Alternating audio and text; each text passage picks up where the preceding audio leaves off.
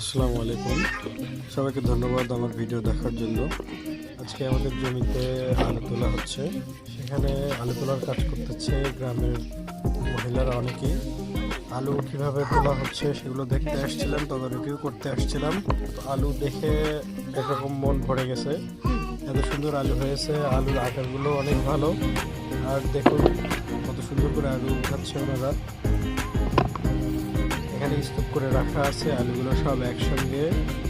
দেখা যাচ্ছে কত পরিমাণে আলু, দেখুন এত সুন্দর লাগতেছে, এটা ভাষায় প্রকাশ করা যাবে না।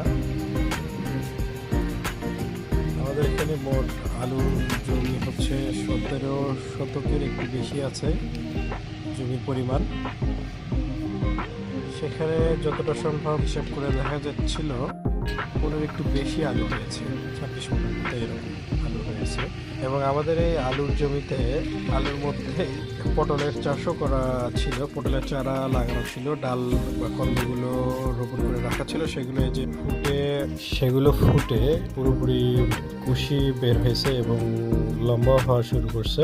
আলু যেহেতু তুলে ফেলা হচ্ছে, এখন এটা পটলের জাংলা আকারে দেওয়া হবে। জাংলা দিয়ে পটল সেখানে তুলে দেওয়া হবে, সুতো দিয়ে মেশ করে করে তুলে দেওয়া হবে। এখন আবার দেখুন আমি আলুগুলো কাছে থেকে দেখাচ্ছি, কতটা সুন্দর দেখাচ্ছে এবং কত বড় পরিমাণের আলু হয়েছে আপনারা দেখতেই পাচ্ছেন। এবং এতটা ভালো লাগতেছে। আরেকটা জিনিস বিবেচনা করলে দেখা যায় যে কমার্শিয়ালি যদি চিন্তা করি, তাহলে আমাদের আলু আসলে অতটা লাভবান হই নাই আমরা আলু থেকে।